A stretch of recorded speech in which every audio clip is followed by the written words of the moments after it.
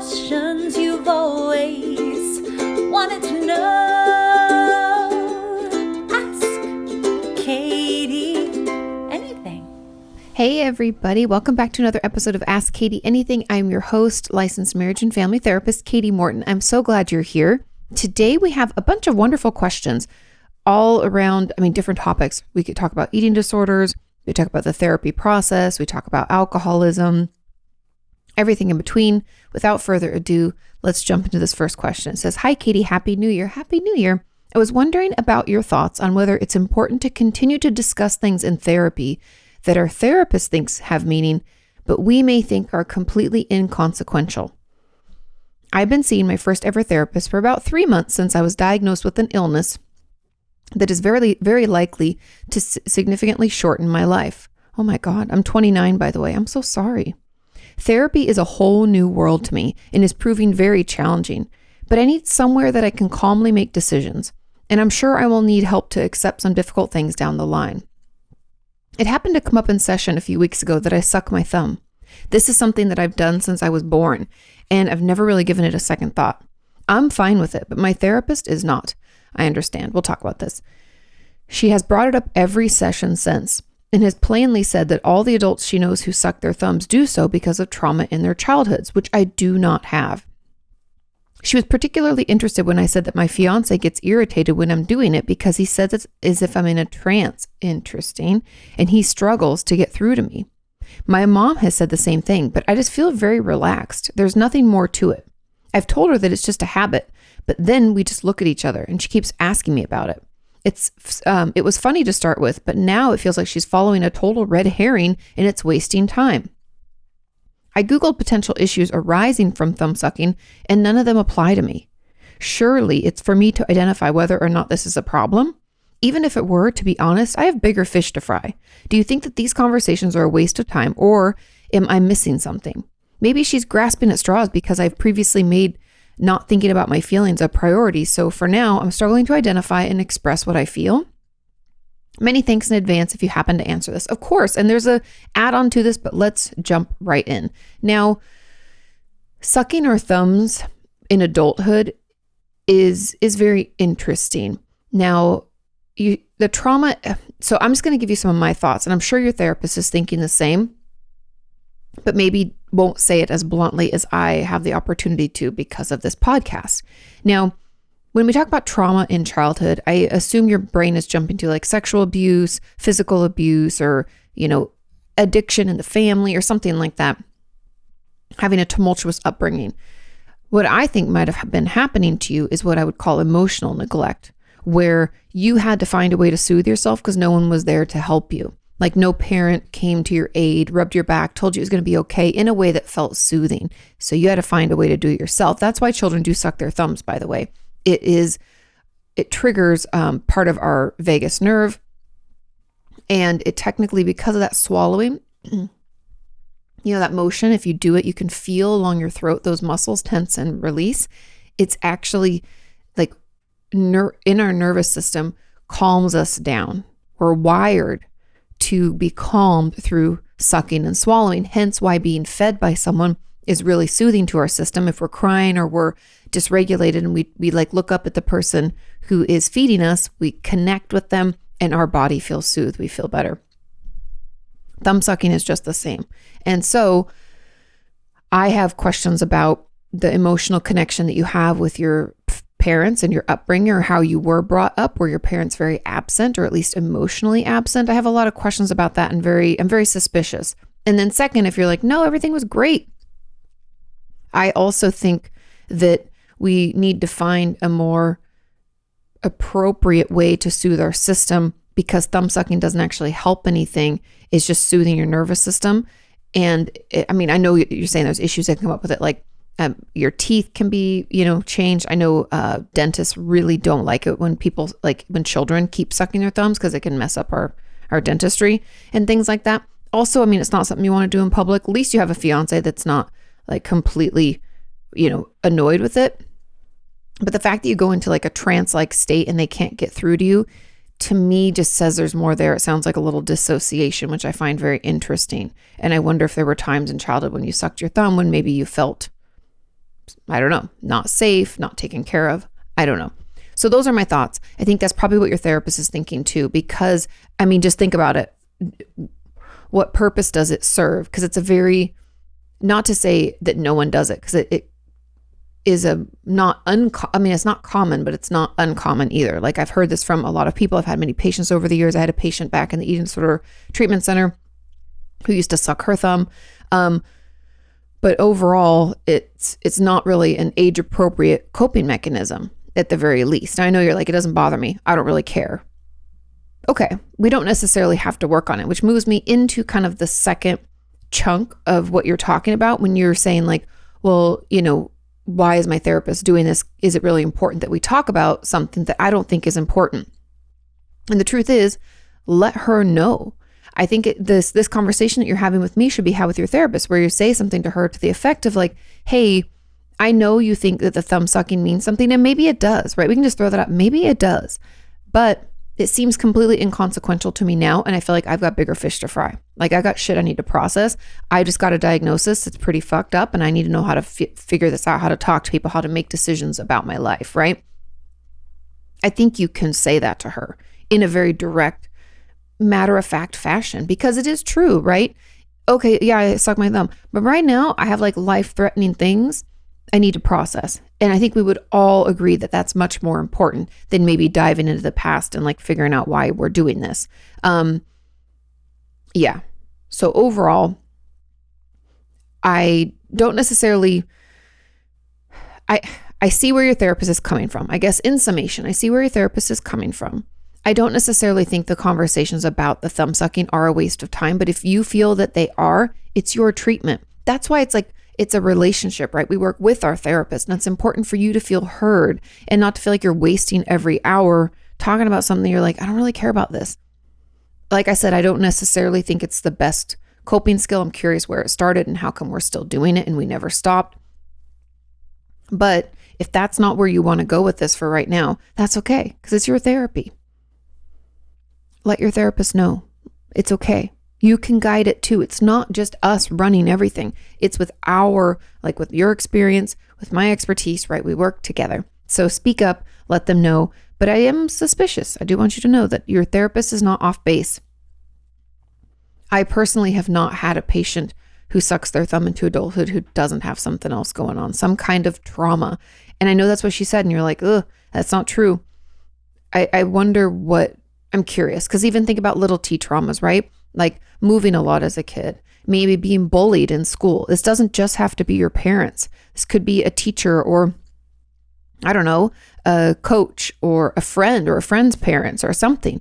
I feel like something must have happened. And I know that you're saying no, but again, the neglect component, maybe, things like that. Okay. There was an add-on to this. It said, my therapist is surprised that I am non-binary, but it doesn't bother me. Why would they be surprised? It's your experience. He keeps trying to get me to admit that I struggle with it. That sounds weird, but I don't struggle with it and would rather talk about what does bother me. Is it surprising to you that a non-binary person doesn't care? No, everybody's different. I find it bizarre that your therapist continues to harp on it. I will tell you that statistically speaking, those of us in the LGBTQ plus community do have higher risks for trauma, depression, anxiety, suicidality. And I think a lot of that has to do with bullying or feeling like we didn't fit in or, struggling to be honest about who we are. I mean, imagine if you aren't part of that community, just imagine growing up in a world where everybody was doing something that didn't feel right to you, or everybody was acting in a way that just felt wrong. Like like for our trans people, let's say you felt like you were in the wrong body. Like that does something to us, right? Mental health wise, that's really difficult.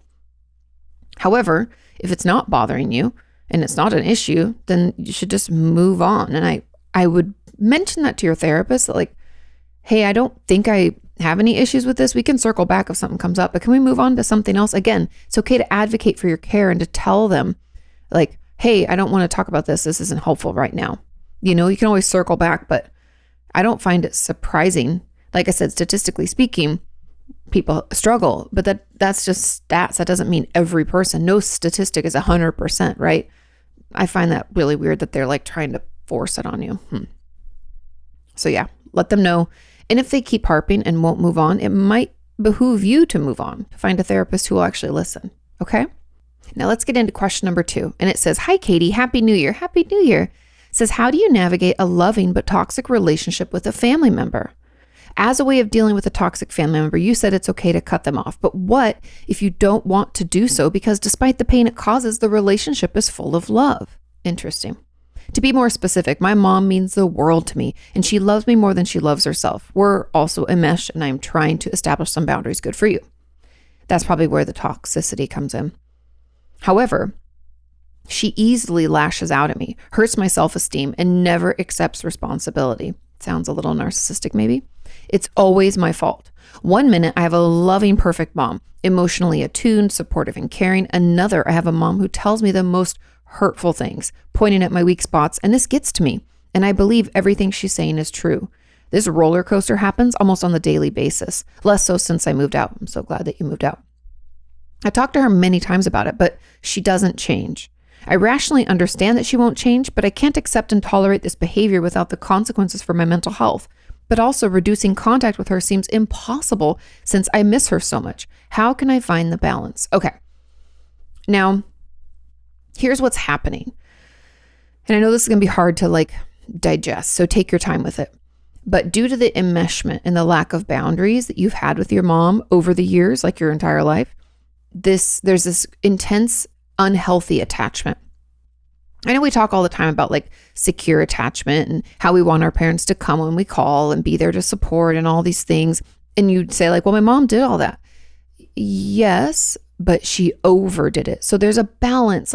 We don't want our parents to emotionally neglect us, and we also don't want them to be helicopter parents or to be enmeshed or to be codependent. And if people are wondering what that word means, the term enmeshed means there legitimately are no boundaries between you and this other person. What's them is you and what's you is them. Therefore, there's no independence. You don't feel free to make your own decisions on things.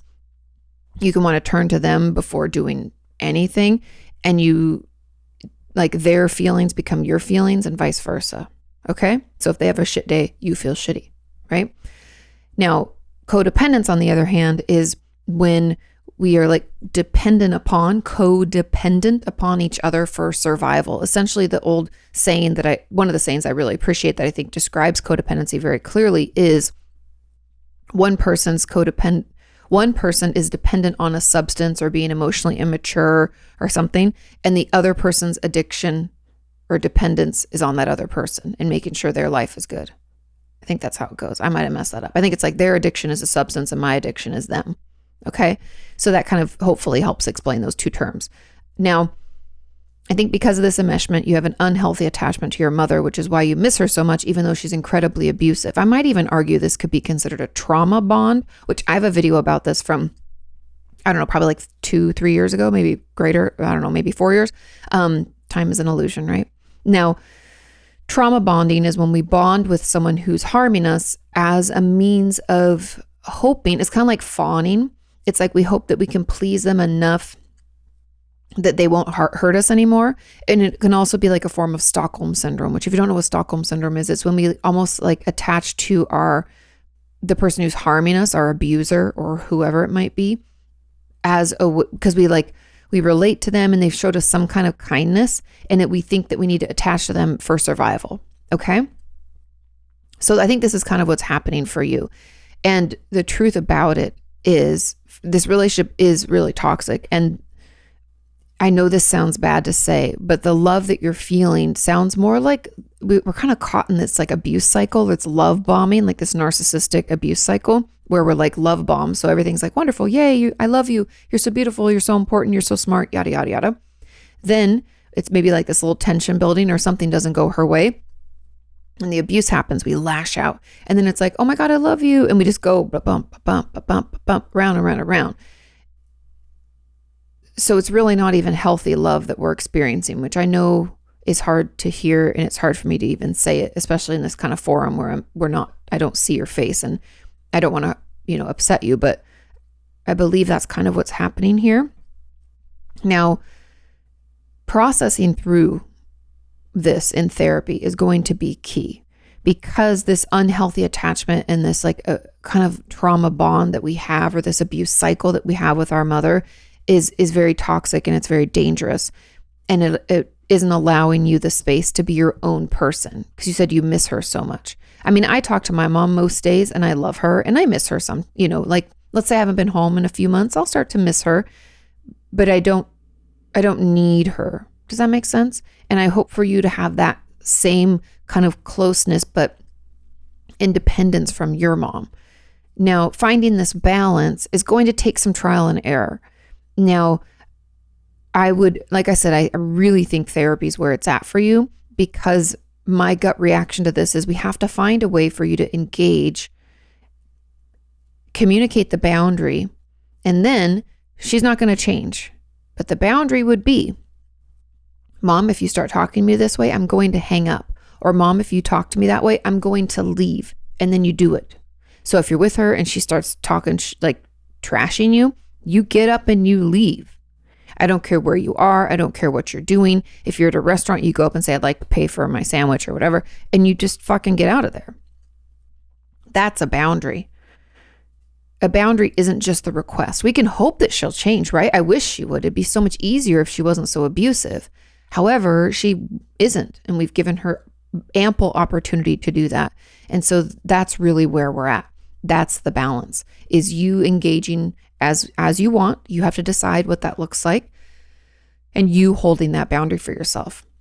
So if she starts yelling at you on the phone, you just hang up. You can even stop her mid-sentence, because I'm sure over the years you're very attuned to her. You recognize when that switch gets flipped, right? And she's all of a sudden going to be mean and angry. You can say something like, hey, Mom, if you talk to me this way, I'm just going to hang up. I love you, but I'm going to hang up. Let yourself out. You don't have to keep, taking the hits and being wounded. That's the boundary, okay? I know that was kind of tough love. I hope you know it comes from a good place, but that's kind of how I think we can move forward with this relationship. There's a comment on this that said, I have a similar relationship with my mom. I love her so much, but I never tell her anything about the severe mental health issues I've dealt with for the past few years. I have moved interstate, but visiting my parents is so hard because my mom will verbally abuse me nonstop for things that I have nothing to do with, like her past trauma, which she somehow makes it out to be my fault, even though her trauma occurred before I was even born. And I consciously try to do the opposite of what will trigger her. That's that walking on eggshells thing. That's kind of that people-pleasing behavior. My dad gangs up with her against me when I have literally done nothing, and am getting screamed at, and I'm trying to get away so that I can cry and recover on my own. But he says that my mom is hurting and needs everyone to be together and happy. And I try to set a boundary by saying I'm hurting too and need some time to gather myself, and then offer emotional support to my mom.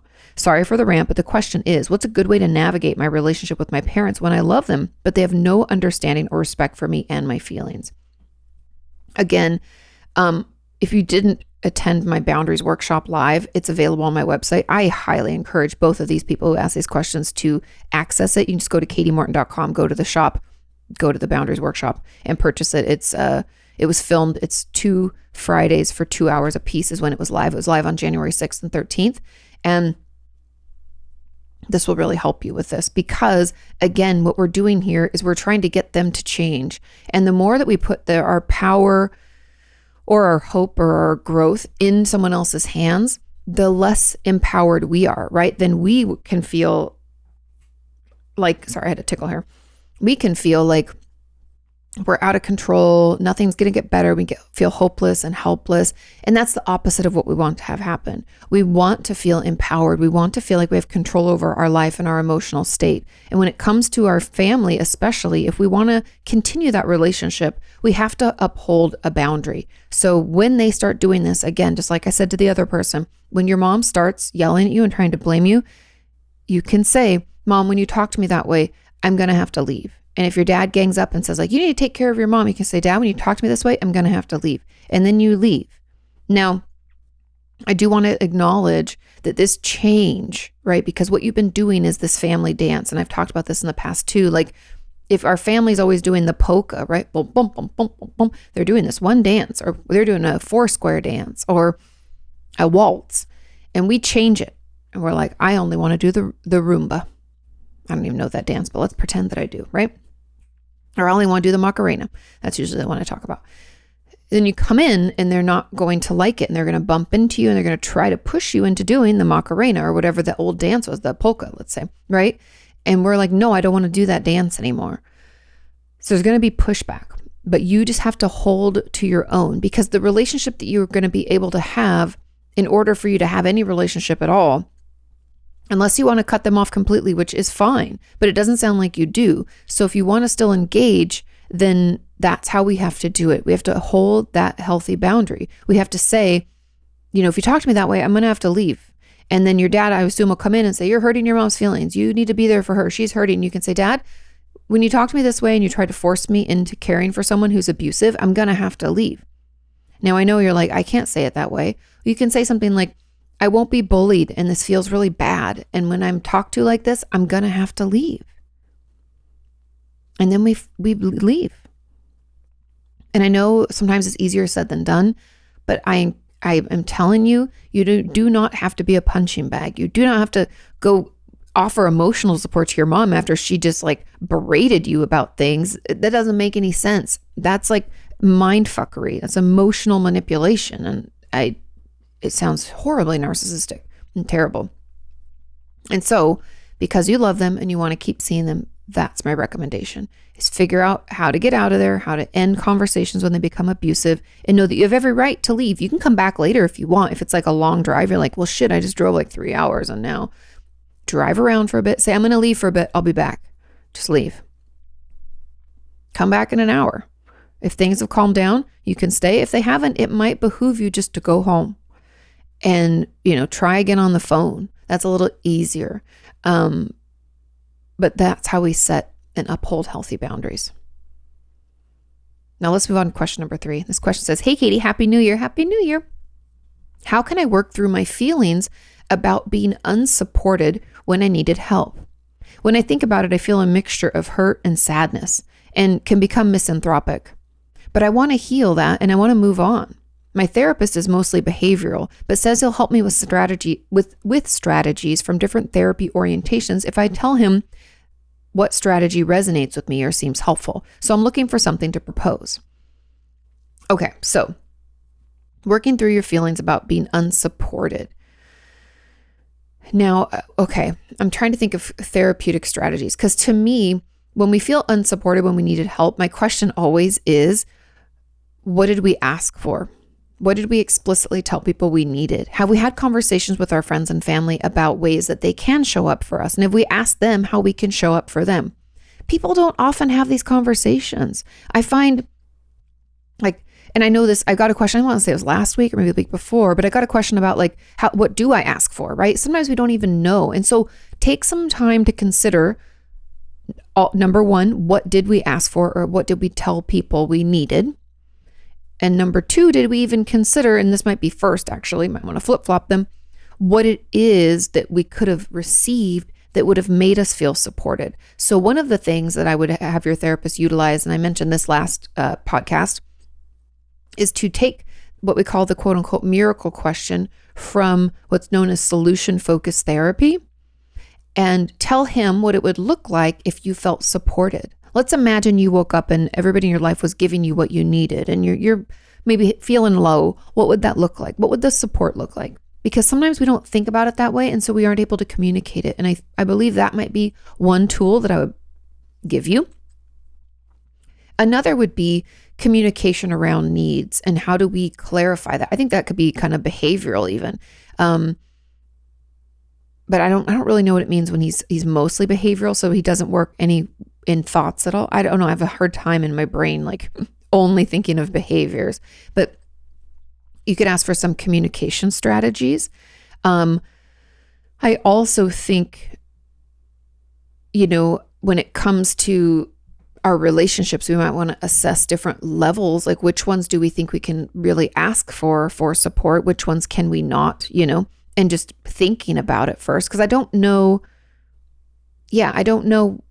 what you requested, if you did request. I don't know who you went to, if you went to someone, and I don't know what you were expecting. So I guess I have more questions about this because that would kind of dictate which type of strategies I would use. But I also think something that could be helpful because you're feeling hurt and sad and, feeling unsupported. I think some of the tools within dialectical behavior therapy, you can tell them maybe the emotion regulation could be helpful. And that kind of helps us acknowledge what's going on inside, feel it, and know that we can be in wise mind and we can respond, meaning we can communicate, hey, I feel a little left out and I would have liked to have been invited. I understand that you just didn't think about it, but I just had to say that, right? So we can respond, not react. Why didn't you invite me? I'm so hurt. Or withdraw completely and like stonewall, right? So that could be helpful. And I think that could be a tool that would be helpful to have in your tool belt. Okay. Now somebody says, follow-up question. How do you deal with being treated like an outcast when showing signs of a mental illness, like being isolated, treated as the crazy one or the black sheep by close people? For example, family members, even without showing any dangerous behaviors, but just the stigma related to mental health issues. Thank you very much. Wish you all of the best this year. Thank you. You too. These people sound like assholes. I honestly, I would put up boundaries. So you could say something like, please don't talk to me that way. I find it really hurtful or really offensive. Or take it a step further. If they continue, you can say, if you keep talking to me that way, I'm going to have to leave. Because we can try to educate people. We can try to help them understand what mental illness is. And like you said, you haven't even shown any dangerous behaviors. So you're like, what the hell is their problem? I don't understand. But they're still treating you differently, right? We don't have to put up with that. We can explain to them what a mental illness is, what our particular mental illness is and how it shows itself. But at the end of the day, if they're going to keep acting that way, it's not our job to help them understand or to make them understand. We can't, right? We can't control other people. We can only control ourselves. Therefore, you can say, I'm sorry, but I have to leave, and just leave. And I know this sucks. I know we wish that people would change and we wish that people would understand, or at the very least, they would try to educate themselves. However, people aren't always interested. People don't always do that. And the sucky part is that we can't make them. Now, there's another comment that said, additionally, is there an alternative for inner child work? It feels very esoteric for me for some reason. Now, inner child work, it's interesting. I know it can feel very weird and very hard to connect. And you're like, how am I doing this? We don't necessarily have to go into our younger self. If we're able to tap into our true self, because that's really what inner child work is that we all grew up out of this child of us and we still act out of these old patterns. So maybe instead of considering talking to our younger us, because that's too hard or it's too difficult or it feels so woo-woo, we're like, I can't do that. What if instead we take some time to look back at our life and look for patterns of behavior, meaning certain struggles that we've had with people, right? Let's say we always had friends that took advantage of us, who we gave more to, we gave more to them than they gave to us. Or maybe we have a string of relationships where we always dated a person who wasn't emotionally ready, and we did all the emotional heavy lifting. Let's say we tend to end up in abusive relationships, right? Look for these patterns, or maybe we push everybody away because we start to feel unsafe. Look for these patterns of behavior, and that can help just as much, because then we can at least see how our past is becoming our present, and through that, hopefully meet some of those needs. Again, it's going to take some of that internal personal work where we're like, I think this is triggering me because of a past event. Those connections is essentially what inner child work's trying to help with, as well as to be able to offer those things to younger us. But if that just feels too, we can still see those patterns, and then we can attach those patterns to certain triggers, and we can work to heal those things. Does that make sense? I hope so. So we don't necessarily have to connect with child us, but we do have to acknowledge things that we've been through and how those things might be affecting us today. So we can kind of bring it more into the present and how we can change our behavior now. Okay. And there was another add-on. It says, what are coping skills to do when you feel unsupported. So like, how can we make ourselves feel supported? Like, how do you stop thinking someone's not going to like you, so you don't really talk to them, to the person that's trying to help, because you're scared that they're not going to like you? How do you get the guts to talk to him one-on-one? Okay. Now, coping skills that we can use when we feel unsupported are to offer support to ourselves or to find it elsewhere. And that can look like anything from engaging in therapy or group therapy, putting ourselves out there and working to meet new people. This means we might have to try new activities, go to new events and things in our area, strike up conversations with people when we're out, all sorts of things like that. A volunteer work's a great way to meet people. So maybe it's volunteer in your local community. So those are some of the great ways to what to do when you don't feel supported. We have to find ways to support ourselves. And that could be, like I said, meeting other people, getting professional help. You could also journal, do impulse logs, do things that help you feel better, things that are self-care related for you. You're going to have to trial and error some of these. I have that video, 25 coping skills. You can check that out. Or if there's others that, you find more beneficial, you can give those a go. The comments of that video are filled with ideas. So hopefully that gets you somewhere. But then the worry that someone's not going to like you, like to have real talk with them, so to speak. How do you get the guts up to talk with them? I mean, if you've tried a little by little and you think so far they haven't given you any indication that you're too much for them, I would move in little by little. We don't need to jump in and have like real talk with someone and all of a sudden share everything. If that's not the dynamic of the relationship, if the relationship is new and we're afraid that it's going to be too much, it probably is.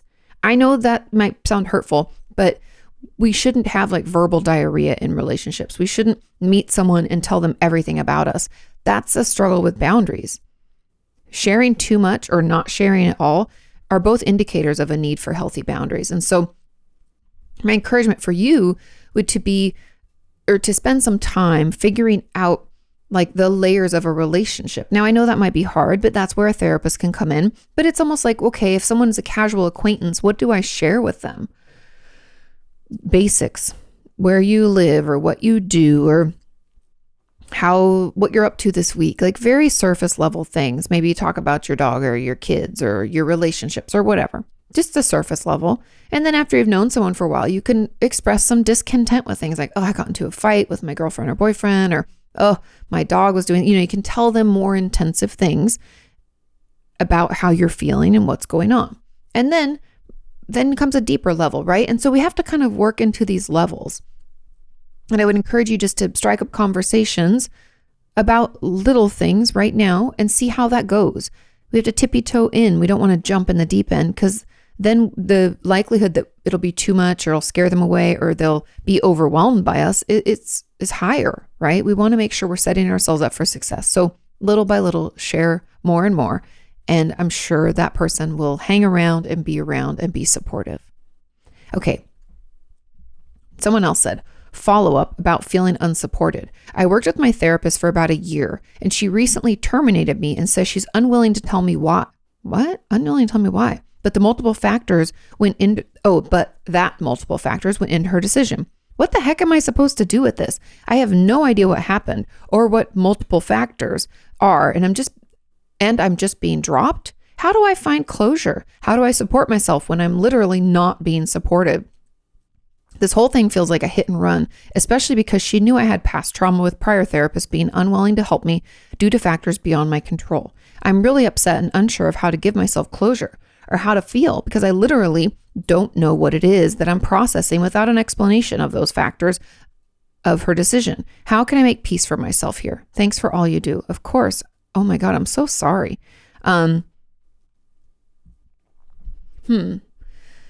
That's very strange. And technically, if they didn't give you referrals, it's what's known as patient abandonment. You can file a claim against their license. I'm not necessarily saying you have to do that. I'm just giving you your options because that is very bizarre.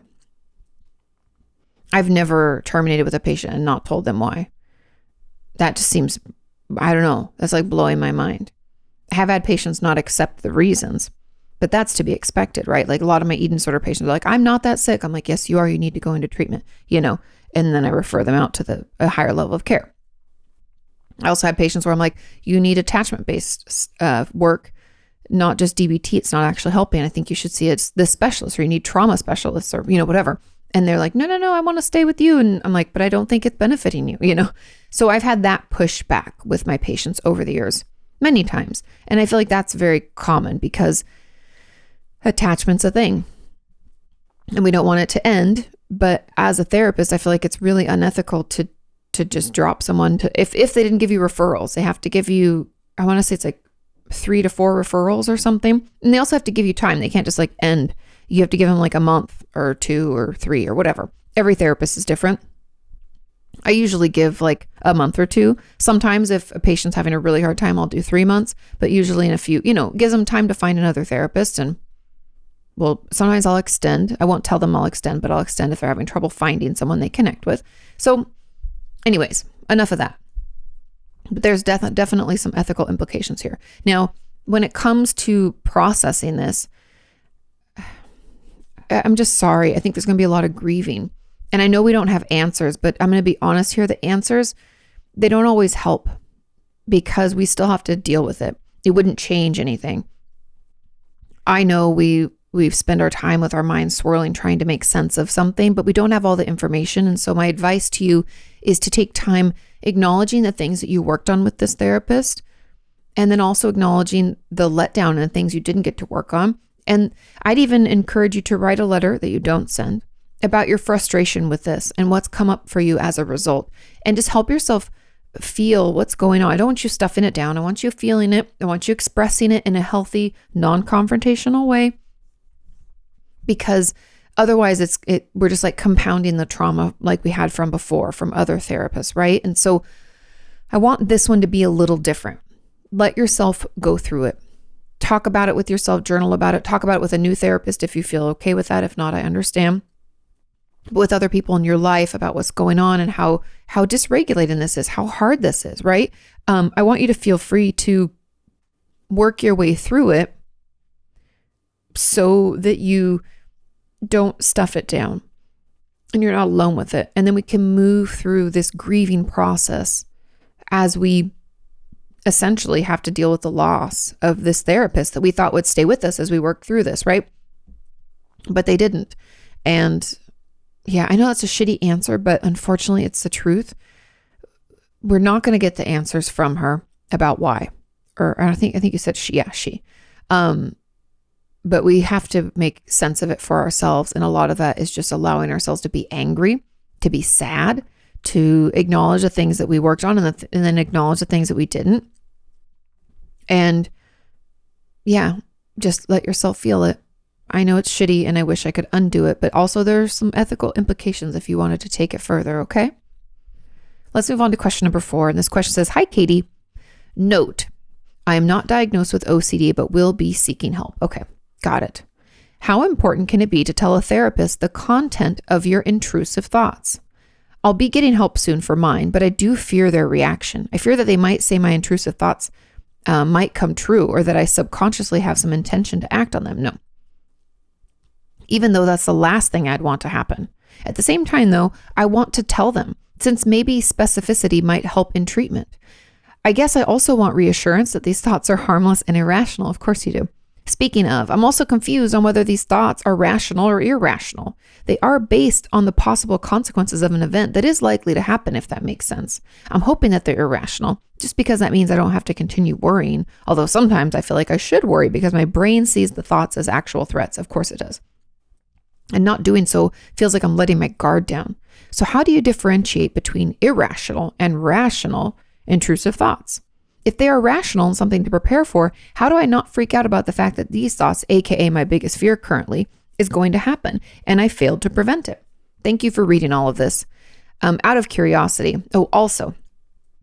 Out of curiosity, is it normal to suddenly start having these intrusive thoughts or OCD symptoms in general as a young adult or older instead of younger? Yes, very normal. I've mostly only seen posts online with people saying they've had it since they were young children. However, mine didn't appear until I was a young adult. Okay, a lot to unpack here. Now, intrusive thoughts and OCD can happen for a lot of reasons. I put OCD, otherwise known as obsessive compulsive disorder, under the anxiety umbrella. And the reason that I mention that is because when we're super stressed out or overwhelmed or anxious, these things can come up.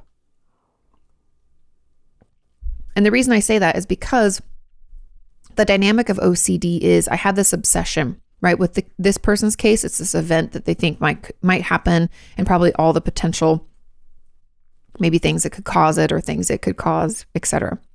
So we worry about this thing. I'll give an easier example, like a more direct, is like, let's say I'm worried I'm going to burn my house down. It's an intrusive thought. Why would I burn my house down? So I check the stove like 10 times after every time I use it to make sure it's off, because I'm afraid if I don't do it 10 times, then the house is going to burn down, right? So that's my obsession. I obsess. I worry. And if I don't check, let's say I'm not going to check. That anxiety builds and builds and builds and builds and builds. And it actually goes away. Spoilers. But that anxiety is so uncomfortable that we do the compulsion. I go check 10 times, and then that anxiety is assuaged. So it goes down and I feel okay. And we have to do this. And when we have obsessive compulsive disorder, we spend a lot of time, I think it's like more than an hour a day, doing these things. And it can run us late for things. It can make it hard for us to leave the house. It can make it hard for us to keep jobs, attend school properly, all those things. So that's how OCD works. Now, intrusive thoughts can be part of OCD, and they can also live on their own.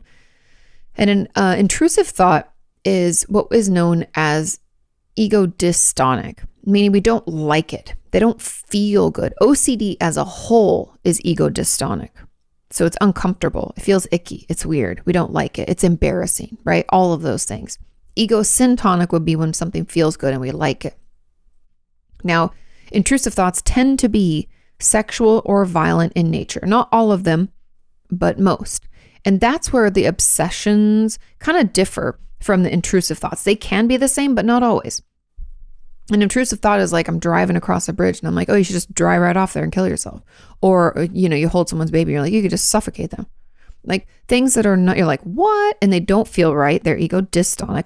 I hate them. I'm embarrassed. I'm like, what the fuck is wrong with me, right? That's more intrusive thought land. Now, rational or irrational isn't really the issue here. It's whether it feels ego syntonic or dystonic. And they just pop out of nowhere. And they usually they come with greater frequency when we're stressed out. Does that make sense? I hope so. And so I wouldn't even differentiate between rational or irrational intrusive thoughts. If it's intrusive and we don't have any facts to support it, like you said, it's likely to happen. Why are we worrying about it now would be my question. And what we're worrying about, do we have any control over? I'd have a lot of questions about this potential event, that there's possible consequences. Worry doesn't get us anywhere, right? But so you're hoping they're irrational. Yes. I mean, you'd have to, since I don't have the specifics, you'd have to talk to your therapist about this and let them know this is happening. But your brain does see them as actual threats. We can feel the adrenaline dump, like we're going to take action, or we also feel like embarrassed, even though no one else knows that thought. But I wouldn't even take the time to differentiate between them, because an intrusive thought is intrusive and it doesn't have any facts to support it. It doesn't have there's no action we can actually take in the moment. It's essentially just intrusive. It's a lot of times just like it pops into our head. Like I said, they're usually violent or sexual in nature. If you're having a worry, because this might not even be intrusive thoughts, I wonder if you're just having uncontrollable worry, so generalized anxiety disorder, and right now your focus is that event that's likely to happen. So that could be what's going on too. But you have to see someone to kind of figure all of this out. And you said if they are rational and something to prepare, I mean, I guess, again, I don't really know what this thing is. Like, I don't know. Like, are we talking like doomsday preppers? Like the world's probably going to come to an end and we need to prepare? Or are we talking about like, I think that, I don't know, my boyfriend's going to break up with me. I'm not really sure where we're going with this. I think, and I failed to prevent it. I mean, This sounds like generalized anxiety disorder. And I talk with a therapist about it because it's not about rational or irrational. If we have a concern and there's things that we can do that are just, like, let's say, like I said, about like burning my house down. Like I should probably check after I cook that the stove is off. That's normal. But when I'm doing it like repeatedly and it's taking a lot of time, that's when it becomes OCD. And so with this sounds like an uncontrollable worry about a certain situation. And I feel like maybe you need a good body shake. We need to see a therapist, and medication might be beneficial too. I don't know, because it sounds like our anxiety is running away with things. And I want you to try to check your facts on this. Do we have facts to support that this is happening? Would this action help? Do we have facts that this action would help? Or are we just making connections? Really ask yourself those questions. Take your time with it. And hopefully that helps, because yeah, it definitely sounds maybe not. I don't know if it's OCD. I don't know if it's generalized anxiety disorder, but yeah, check your facts and play it out. And the timing of when it happens, it's not always young people. A lot of people have the symptoms when they're younger, but some people who have OCD in adulthood end up having, just more anxiety symptoms in childhood. And maybe we're just more of an anxious person throughout our life, but these symptoms can come up at any time. There's no age limit. Okay. There's a comment on this as an add-on. How do you know it's intrusive? And what do you do about them? Intrusive is like, it just pops into your head. It's almost like you're driving down a road and you don't see anything. And then suddenly you hit a speed bump and you're like, what? Most of the time, there's no connection. Like I said, you're like driving down the road and you're like, I can drive off this bridge right now and kill myself. Or I could just squeeze this. It's like violent or sexual. I could just have sex with that person. You have these weird thoughts, again, that are immediately like our thought happens, that intrusive thoughts like dropped into our head from God knows where. And our immediate visceral reaction is, oh, or no, or that's horrible, right? That's how you know it's an intrusive thought. And what do you do about them? Says, I was surprised when talking about something my therapist had said, and what other intrusive thoughts, when talking about something my therapist had said, and what other intrusive thoughts do you have? My thoughts are mostly that bad things will happen to either me or my kids or my family, and that they will spiral till eventually I have to distract myself to stop thinking about them. Or when my kids play, I can't help but picture the worst case scenario and eventually can't watch what they're doing. For example, playing on the monkey bars, I'll have to look away. Got you. So when it comes to intrusive thoughts, a lot of people always say like, you have to do thought stopping techniques. Like say, stop, stop, stop, stop. Now that works for some people, but we actually find through newer research that it's not the most beneficial. It actually helps instead to pull our focus onto something else, or do the CBT technique called play it out. So the focusing on something else is one of the tools I've talked about for years, where it's like, when you find this starting to spiral, I want you to pull your brain into a very powerful memory. And what I mean by powerful memory is, I want this memory to be a really good one, not a negative memory, but it's so thorough and clear. Like in this memory, we remember what we were wearing. We can smell things around us, right? We remember like the sun on our skin or whatever, what we were using all our senses. Feel our clothes on our back, the sun on our skin, what we're tasting, what we're smelling, all of that. What did we feel? What were we thinking that day? Who was involved in it? As many details. Imagine you're telling me this story, this memory, in as much detail as possible. And using that to pull our brain out of this like thought spiral can be incredibly helpful. We can also distract by doing something else but I find that as soon as we pause, it'll come right back in. But doing the memory pull can help. So we can do that. But the other thing, the second one, right, the play it out that I said would also help, is when we kind of play out the scenarios, because sometimes these intrusive thoughts live in this like, oh my God, what if land? But like, what if we play it out? Okay, so your kids are playing on the monkey bars. So let's say your child falls off the monkey bars and hits their head. Okay, well then we take them to the hospital. Okay, well what if they said they had a concussion? Okay, well then we go into the concussion protocol and they'd have to do X, Y, or Z. Okay, there's a simple treatment for a concussion. Yeah, there actually is. Okay, what if they broke their arm? You can play them out. And sometimes in doing so, we can remove this like, oh my God, what if it happens? And we can stop those swirling thoughts because we've already thought it through. And when we do the play it out, I encourage you to do best case scenario. So let's say your kids are playing on the monkey bars. One slips and falls and scratches their knee and they're fine. Best case scenario, no big deal. Worst case scenario, broken leg, concussion, break an arm, I don't know, whatever. And then most likely, right? And best case scenario probably be they don't even fall and they just play. But you can see what I mean. When I want you to play each of those out. And it not only does that distract our brain from the intrusive thoughts, but it also helps us play out all the different potential opportunities or worries that we could have so that we can move on. And we can see that there's actually not that much to be afraid of, that we can pretty much manage what would happen. Okay? Okay, I hope that helps. I know intrusive thoughts can be a son of a bitch. Also, medication can obviously help with it too. Let's move on to question number 5. And this question says, "Hi, Kati. My therapist seems to have a similar system to yours regarding contact in between sessions when feeling worse. But because I have no other support network, he has said I can't contact him either. My depression has gotten worse lately, and I struggle with suicidal thoughts. I have absolutely no one at all who I trust enough to tell how I feel. How do I create a safety net how do you create a safety net for yourself if you don't have anyone you dare to confide in? My therapist is the only one who knows how much I struggle. Also, how do I get past my disappointment with my therapist's response? He has told me on several occasions that I should reach out to him if it gets too bad. I recently plucked up the courage to ask him what he meant by those words. It was then that he took back his words and said he cannot take on that responsibility for me because he needs to have someone related to me to get in contact with. And that's correct. I'll talk about that. Okay. I felt incredibly stupid for asking this. I would never have expected to get to contact him for support between sessions if he hadn't said so before. I don't really expect support from anyone. That's why I don't dare to confide in anyone. I feel like it was a huge step for me to tell my therapist that I would like help when I'm at my worst.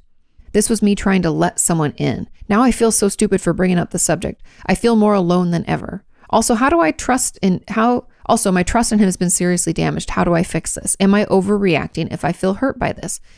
Okay, there's a lot to unpack here. This is a great question in a scenario that I think happens more often than we talk about here. So first off, now when it comes to getting in contact with a therapist in between sessions, I've talked about this a lot. I only allow my patients to do this if they're in crisis or if they need to reschedule an appointment. Now, the reason for this is because I want you to go out and have other people in your life that you can count on. And that would probably be a lot of our homework. I can't have you counting on me for all of your support in between sessions because that makes boundaries get really blurred. And then you can become dependent on me, which is the opposite of what therapy is about. Okay. Now, that doesn't mean your therapist isn't there for you. And I would argue that you might need to increase your sessions if your depression is getting worse and worse. And we need to communicate that to our therapist, and we need to put together a safety plan. And that's what your therapist is kind of referencing, I guess, because part of a safety plan and part of the process when it comes to suicide safety is to have people that they can get in contact with if they need to make sure that you're okay. Like, let's say they're concerned about you. You left a message saying that you were going to take your own life. They try to call you back. You don't pick up. They try to call again. Nothing. They text. Then you need to have someone else to reach out to, like a mom or a sister or a friend or a roommate or somebody. And we need your approval and your release for us to do that. It's kind of part of our process. So I'm surprised he hasn't pushed to make that happen yet, because that's where my brain went. I was like, oh yeah, he just needs to have that. And I understand. But don't feel incredibly stupid for asking about this because you thought that it was okay because he had said that, reach out to him if it gets too bad, which that's how I operate. So I don't know why he would say no. But you were acting on that knowledge, and there's nothing wrong with that. However, I have to give some pushback here. And it's okay to feel hurt by this. The way you feel is okay. It's always going to be okay. You're not overreacting. Remember, how we feel is how we feel, and it's always correct, right? It just is. It's a fact. That's not an overreaction. You were acting out of what you thought was available to you, and it wasn't. And what I want to talk about next, and kind of give you a little healthy, hopefully, direction or kind of pushback, is that you thought he said you could reach out when things get bad. Immediately when he says, I can't do that, because I don't have anybody to contact. I can't take on that responsibility. all of the protections therapists have to do so that we don't lose our license. Then we went through this spiral. It was super triggering. You felt incredibly stupid for asking it. And then this is where I find this is the meat of it. I don't really expect support from anyone. And that's why I don't dare confide in anyone. That to me says so much about where you're coming from. That to me says my whole life I've never been able to depend on anybody. My parents probably were at the very least neglectful in some ways. I don't know if there was actual emotional neglect, physical neglect, abuse or something happening. But it's this kind of anxious attachment, or more like avoidant attachment, where you're like, I can't trust anybody else. I can only trust me. What I call toxic independence. That's happening here. And I, as a therapist, I would really want to know that was your thought process, because I would really want to work on that. And I think that's part of why your depression is getting worse, is because you isolate and you believe you can only count on yourself, but you don't have the tools. So then you're left feeling hopeless and helpless. And so those are my thoughts. And so how do you create a safety net for yourself if you don't have anyone you dare to confide in? I challenge you strongly to start confiding in some people. Pick one. Pick a person who seems to just be there. We don't really know if we can trust them because we don't really trust anybody, but they've been pretty consistent. They've shown up for us. They want to hang out. They check in. We just haven't shared, but they share. Who shares with you? That's where I would start, because this whole I can't trust anyone. It's only me. I'm not going to dare confide in anybody else. That's just going to lead to more isolation and one of the best, if you research this, if you want to just read about it, even probably just Google it, and don't even have to go into Google Scholar or anything like that. Search behavioral activation. And that's essentially I don't want to do it, but I did it anyways. And that's the best therapeutic technique. I was trying to find the right word there. Therapeutic technique for treating depression, because depression takes away all motivation, makes us think nothing's ever going to get better. And then it just isolates us and pulls us away. And then of course, then we feel like shit. And then we're like, why am I even here? Right. And you can see how that spirals out. But if we reach out anyways, not to a therapist, because we're there to support, but we can't be there all the time. No one can be there all the time, but that's why you need a therapist covers, let's say 10%. Then we need a friend who can cover 20%. And we need another friend who can cover another 20%, right? So then we have our support net and we have our system around us so that we don't feel like we're alone. We don't feel hopeless and helpless.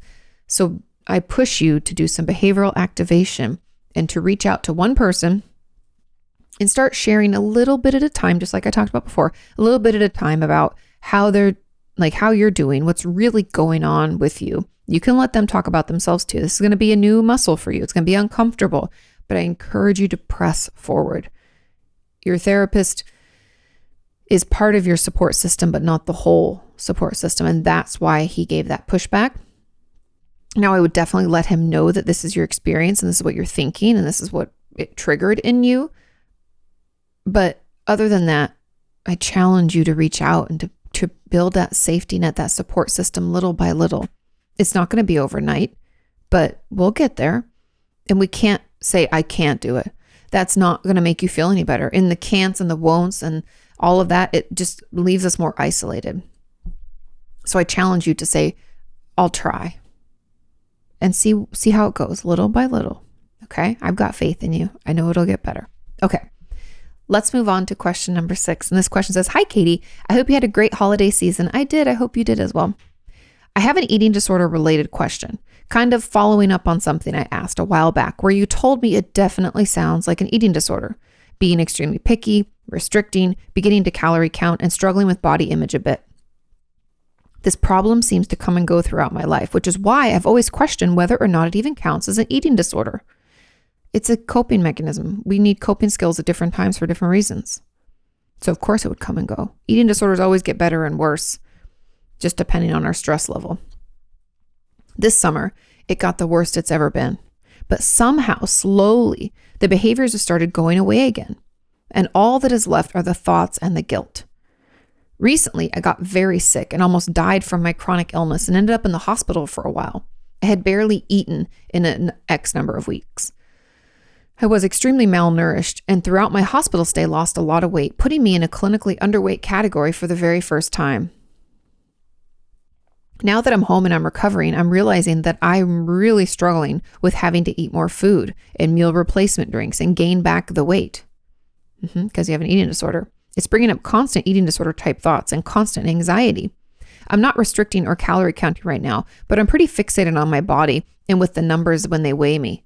And the thoughts are just making me go crazy. I guess my questions are, does this even count as an eating disorder if it comes and goes throughout my life? I didn't think that they could just get better on their own, but it always seems to come back in some form months or years later. Yes, it counts as an eating disorder. Eating disorders can come and go. I've had patients get pregnant and for years, probably, well, not years, maybe 2 years, because when they're pregnant and when they're breastfeeding, no eating disorder. Ta-da! Because they're doing it for someone else. It's very fascinating. And then once they stop breastfeeding, boom, eating disorder is back full force.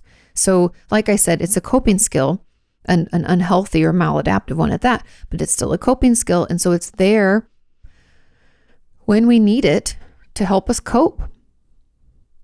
Sometimes we're doing okay. We don't need it. It goes away. Sometimes we do. It comes back. We might even have a different one that toggles with it, like self-injury or shopping addiction, or maybe depression or anxiety that can get worse or better. And it can either toggle with the eating disorder or be in line with it where they happen at the same time. Now, question number 2 says, why does it come and go like this? I guess I already explained that. And number 3, what do I do about it so that it doesn't get as bad as it was in the summer? My therapist doesn't know this is an issue. We have to let our therapist know ASAP, because we're going to have to hit it head on. We're going to have to start working on it, figuring out where it's coming from. Why is it here at certain times and not at others? What are the triggers for it? How can we manage those thoughts? I'd encourage you to pick up The Eating in the Light of the Moon is a book that I love, and it's a great kind of opener to eating disorder stuff and finding ways to love your body. It's a beautiful book.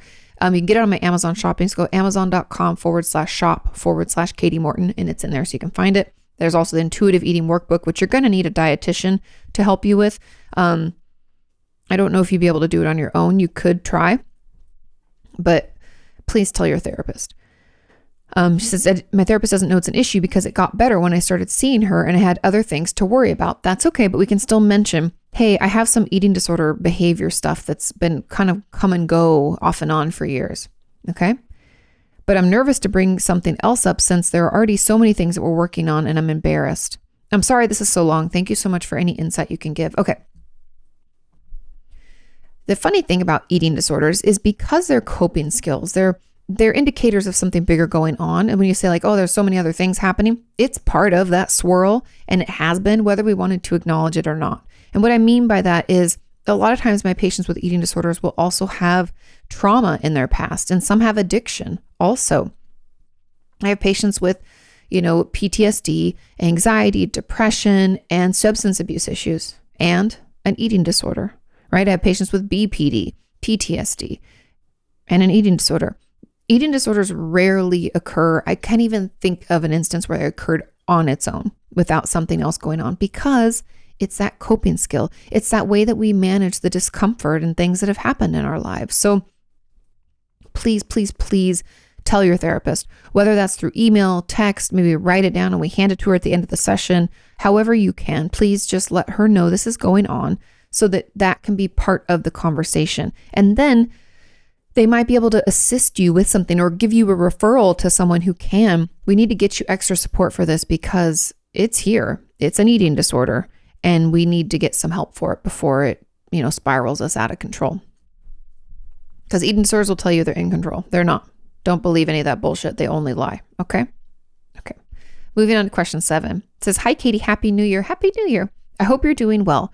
I have a question about how to get out of what I think is a trauma bond with my adoptive father. He sexually abused me as a preteen and teen, and he has done so many things for me, like adopting me and my sister, paying for me to go to a private Christian high school, buying me expensive gifts, showering me with compliments, and paying for college. But he did hurt me. He did, didn't he? There's an open case, and I have the opportunity to speak to an investigator. You should. But if I think about going through with it, I feel like I'm betraying him. That's why he gave you all that stuff. This Christmas, he gave me lots of money and gifts. Of course he did. And I feel like I'm betraying him and my whole family. What can I do to stop feeling like this and feeling so confused and stuck? I'm going to just give you a trick. I've had a few patients over the years, one have to go to trial, but I had a few struggle with this kind of thing. And I think we could call it a trauma bond. It's definite. He's definitely extremely manipulative. All of the nice stuff is almost like love bombing, which is a form of manipulation, right? It's a way to get something from someone. It's what narcissists do to get us attached to them or attracted to them or to even hang around with them. Because usually narcissists are pretty boring too, because they don't know who they are. So so they love bomb us. And he is definitely using the nice things he's done for you as a way to help, like, make you stay loyal and not tell the truth of how heinous of a person he is. And I know that dichotomy in your brain of like, it's like a mind fuck, right? It just doesn't compute. You're like, but he loves me. He's adopted me. He pays for things. He's really taken good care of me, but he abused me for years. Those don't go together, right? You're like, your brain wants to explode.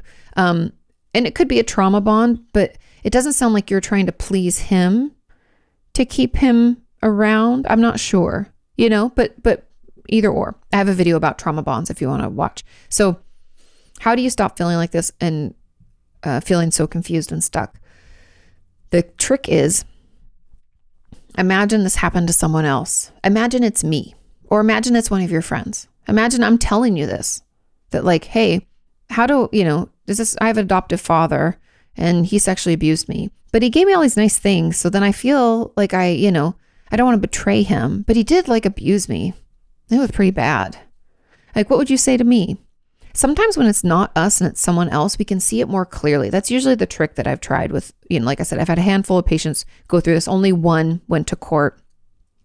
It wasn't a good experience. I wish I could tell you it was, but everybody's different and every experience is different. But I would definitely talk to the investigator. He harmed you. He deserves to pay for it. And if you can in any way help prevent someone else from being hurt or him having to pay for things have happened and he needs to be held accountable, right? If I'd done something that hurt someone else, I would want, someone to speak up. I'd want to be held accountable. He's buying you things to try to buy your favor so that you don't turn on him. But you shouldn't be loyal to someone who harmed you. And I know it's really confusing, right? Because it's super manipulative and there's shame associated with abuse and like, but then there's the shame and the blame and the guilt. You're like, but I didn't say no, I guess. Or maybe, I didn't really leave. Maybe I could have left. No, we're a preteen and teen. We have like no resources.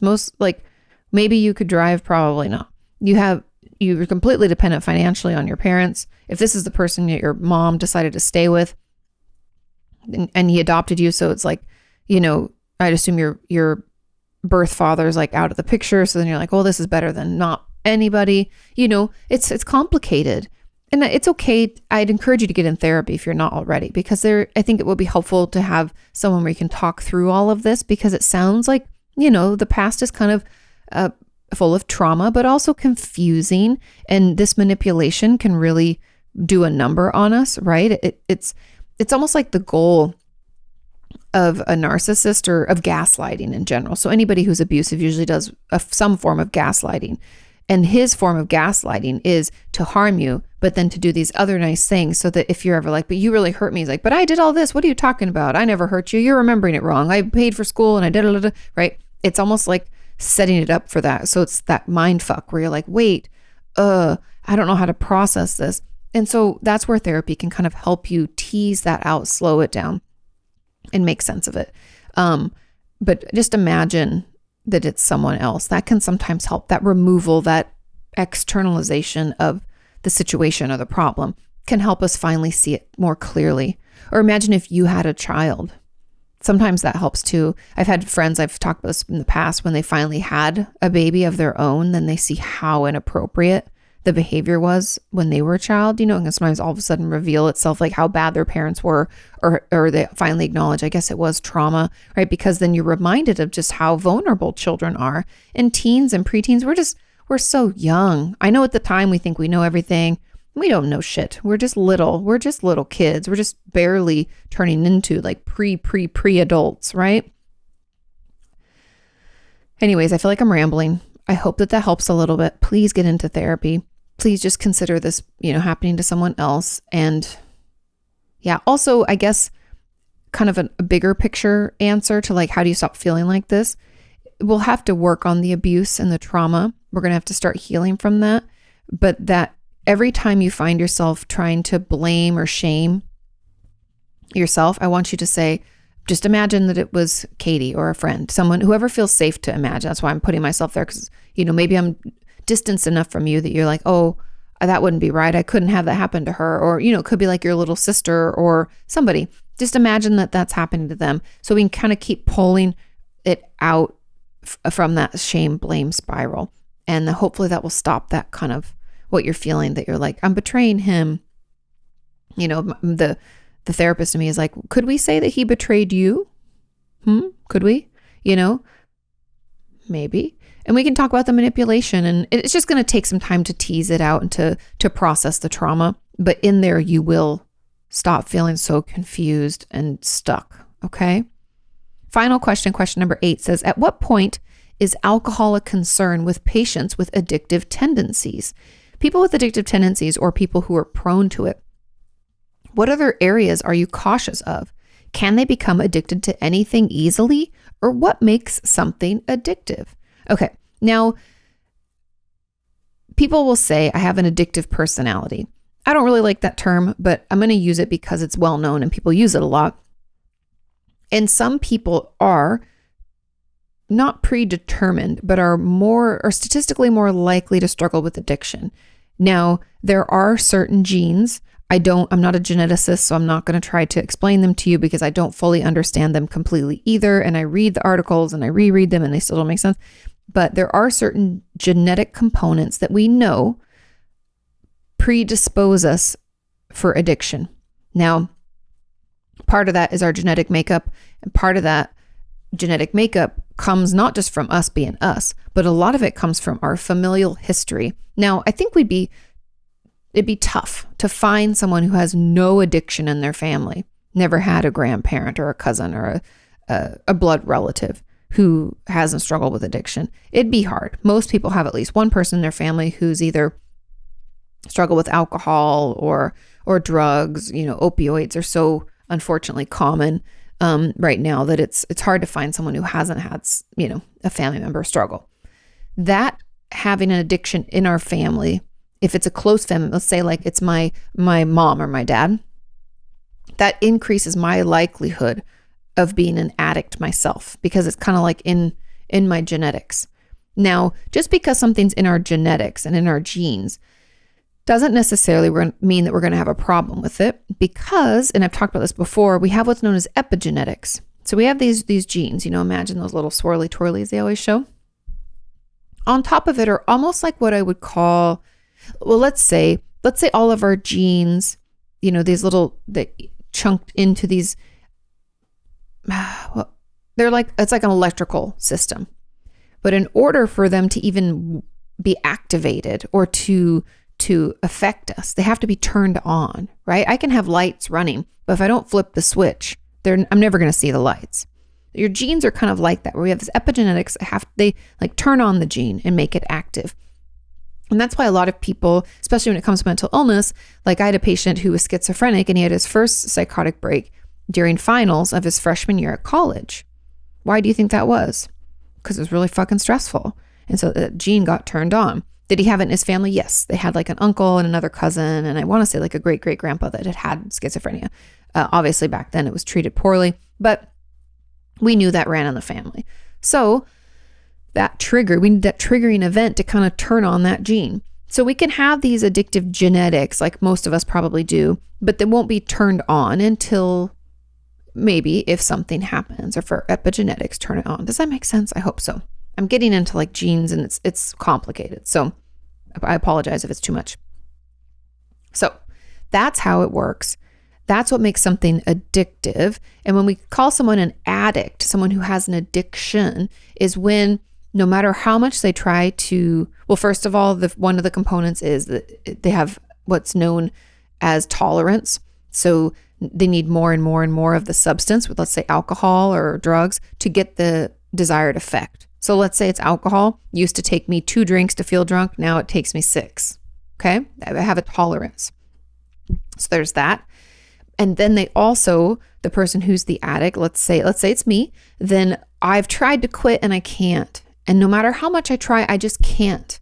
And that's when you're an addict, right? And I've had a tough time. I've told you guys over the years, I've always struggled to really understand addiction personally. I don't know where the blocker was and why. I'd always refer out. I just didn't feel like I was able to help people in the real way. And I've talked to Dr. Drew a ton and other people who are specialists in this field, but it wasn't until I listened to the podcast, I don't know which one it was, I forget. But anyways, Armchair Expert, where Dax Shepard talks about falling off the wagon of his sobriety. And the way he explains it, you get that it's not a choice in the same way that those of us who aren't addicts think it is, right? It's like you hear it. And I know that sounds bad as a therapist to be like, I couldn't. But that's why I would refer out. I knew I was wrong. I just couldn't get my head out of that cycle. And I would always think well, why wouldn't you just stop? Or why wouldn't you just, it was just really hard for me. And it wasn't until then that I understood that. And so that's what an addiction is. We need more to get that same desired effect. We have some tolerance. We've tried to quit. We've tried to stop or lessen, and we're unable to. So we feel powerless over whatever the substance or thing is. Now, I think that's all the questions. Can they become addicted to anything easily? I would lightly, yes. And anything is a very broad term. So I want to say, yeah, you can get addicted to anything, anytime. But people who have addiction issues are more likely to become addicted to other things. Even in Dax Shepard's case, he used to be addicted to beer and cocaine. And this time it was an opioid. He had a painkiller because he had surgery on his hand, and he found a way to get more and more and more and more. So I'm not sharing anything, obviously, that wasn't published in his podcast. I don't know Dax personally, but he talks about how he didn't even think he'd have an issue with that. But he's like, but I'm an addict. And everybody's going to be different. But again, once that gene is turned on and we struggle with addiction, that's why people, when they are addicts, go cold turkey. It's not I can just have a couple beers, or, I can just do drugs sometimes. No, because they struggle to stop. They build up that tolerance. They use more and more and more and more, and they have an inability to stop. I hope that answers all the questions there. And it becomes a concern when you aren't able to stop, for instance, a lot of people do sober January, sober October. An addict wouldn't be able to do that. They might say they would, but they'd probably be lying about it because they wouldn't want anybody to know that they can't. And so that it's a concern when you just can't stop, which I know is kind of hard. And if you feel like you're using alcohol as a way to cope with bad feelings, I would also say that that's a concern. If you're I had such a shitty day, I'm just going to get wasted. That thought, Sean and I watch a lot of Trailer Park Boys, and they always say I'm just going to get really drunk. I'm who talks like that? But an addict would probably talk like that. Because that's the plan, right? They can't just have 1 beer or 2 beers. They have to get wasted. So those are just some of the tendencies or the things to know what makes something addictive, why people can be addicts. Yeah, and there's help available. Seeing a therapist, NA, AA, all of those are great resources. But finding a therapist who really understands is going to be key to overcoming it and understanding, because it's a coping skill just like anything else. I've talked about eating disorder, self-injury, and addiction. Drugs and alcohol serve a purpose, right? They numb us out so we don't have to feel the ways that we feel. Thank you so much for listening. I hope that was helpful. Happy New Year again. I hope you've had a wonderful 2023 so far. Please take care of yourselves. Thank you for sending in your questions. If you're wondering where I gather these over on the community tab of my YouTube channel. So you can go to YouTube, search for Ask Kati Anything, or just go to Opinions That Don't Matter. That's the name of the channel that these live on. Go to the community tab and you will find those. I post asking for the questions on Sundays. Okay, have a wonderful rest of your week, and I will see you next time. Bye.